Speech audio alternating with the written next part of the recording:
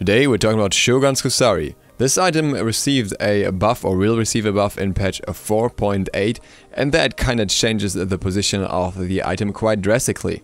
Currently we see the item mostly built as a support item, as something that kinda comes later in the build, complements certain other items, aura items especially, that are more for defensive stats, and as such it's not that frequently picked up, but it is picked up.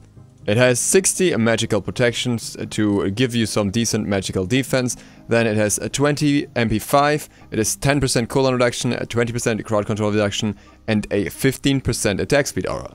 In the upcoming patch, 3 stats are changed. The magical protection is reduced by 10 from 60 to 50. Impactful change that makes it a little less of a defense item, but still not impactful enough to take away from its position as an early magical defense item that can be used just based on the protections. The price is also dropped from 2,400 to 2,200. In addition, the aura is buffed heavily. The attack speed aura is buffed from 15% attack speed to 25% attack speed. I strongly believe that this change will make Shogun's Kusari one of the, if not the best Bruiser items in the game. Why is that so? Well, let's compare numbers. First of all, let's look at some other hybrid items that exist in the game and that are currently used or not used that much, depending on which one we're talking about, and what stats they have. The first one that is kind of frequently used is Winged Blade. Winged Blade comes in at 1,850 gold, so it's a fair bit cheaper, but not that much drastically cheaper that it would make a major difference. Winged Blade has 300 health, 20% crowd control reduction, 10% attack speed, and 10% movement speed. In addition, if you're hit by a slow, the slow is cleansed and you're immune to slows for a while getting extra movement speed. What you see here is a similar bloat of stats as Shogun's Kusari. A lot of health, some crowd control reduction, some attack speed, and then as a bonus, the movement speed.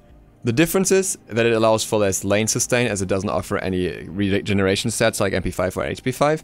It also doesn't allow for any targeted defense, as magical defense on Shogun's Kusari does.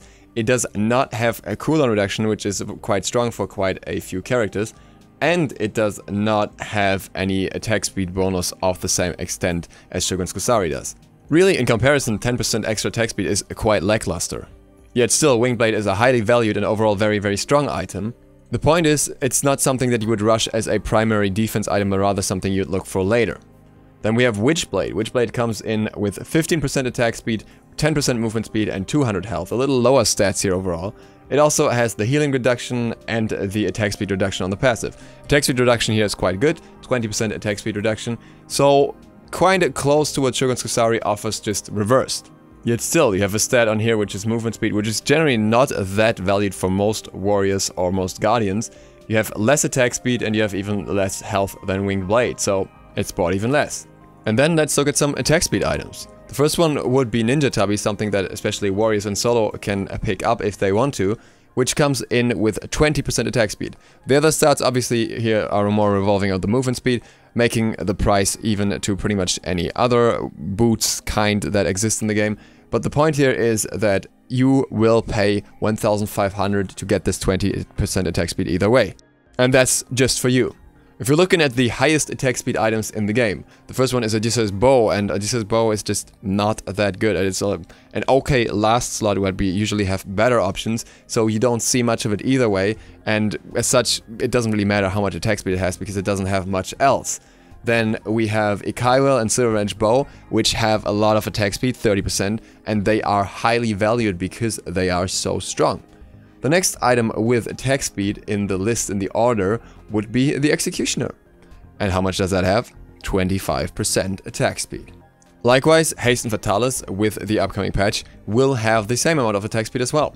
Now obviously all these items have different stats that kind of give them different benefits, and they are used for different purposes, so they can't be directly compared in what they do, whereas Witchblade and Wingblade are more towards a hybrid defensive choice for bruisers and kind of are closer to Shogun's Kusari overall. Yet it's important to understand that Shogun's Kusari's attack speed aura is pretty much the third highest attack speed value you can get from an item in the game, with 25%. And one of the outlier cases, the highest outlier case, is pretty much just revolving around its attack speed and a, well, a little bit wonky passive, so it's not quite in the same league anyways. The items you really look in here that bring a variety of other stats are the two bows, Ikaiwell and Silverrange Bow, but that's pretty much about it.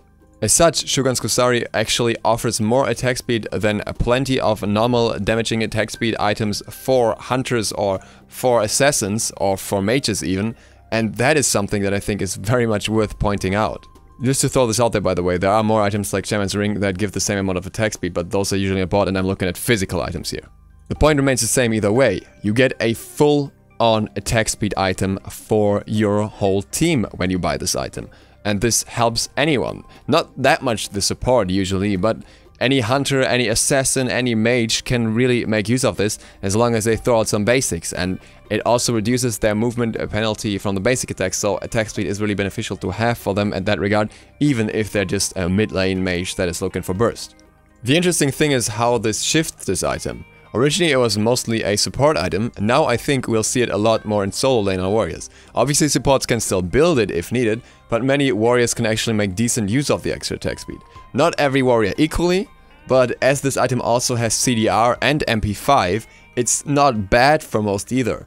For example, the primary ones that you would think of first here are Bellona, Erlang Shen, and Osiris, who all have that attack speed and that kind of biggest benefit from this, and also, you know, don't make bad use out of MP5 and CDR either. But gods like, for example, Amaterasu, Chark, Nike, or even Raven, who all do use basic attacks from time to time and can build into Death Toll, can make great use of this passive, because they still get the CDR, they still get the MP5, they still get the magic protection, and they still get crowd control reduction, which should not be undervalued either. But on top of that, they also have more attack speed. It doesn't matter that much if they're primarily ability focused, because in the end, even if your ability damage is what gets off most of your damage, you can still throw in some basics as long as you're a warrior and you're in the enemy's face. And for that, the aura will still be nice, also your teammates still get it. And it doesn't end there. I do believe that even assassins can make use of this item. Especially a Willish should be named here, as she is obviously a hybrid assassin in any way. She makes very good use of MP5, of CDR, and of attack speed, so why the hell not? Against a heavy magical combo, if this isn't built on solo yet, even somebody like Redatosker could make use of this item. What's also great is the possibility to combine this item with other items, especially in solo. I'm thinking of the warriors I named first here, like Osiris or Bellona, who really make a lot of use out of the Death Toll procs with attack speed.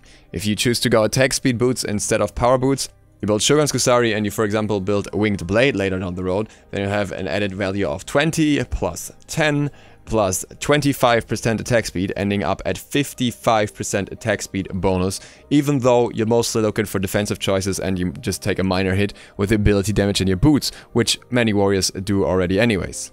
This wasn't possible before because you always had to make a choice. Yes, you could get attack speed boots and you could get Winged Blade, but outside of that you were looking for a physical or magical defense option, and these typically wouldn't offer any kind of level of attack speed that comes close to Shogun's Kusari.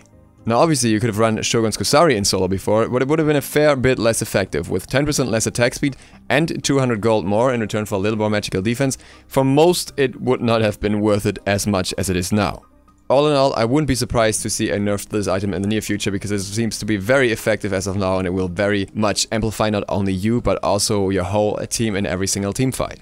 I highly recommend checking it out when the next patch comes out. For those who can make use of it, I think it is really the strongest Bruiser item in the game at this current stage. With that, thank you guys for watching. I hope this was informative, I hope this was insightful. If you aren't subscribed yet, feel free to click that sub button and maybe the bell, it really helps me out. See you all for the next one tomorrow. DukeSloth, out.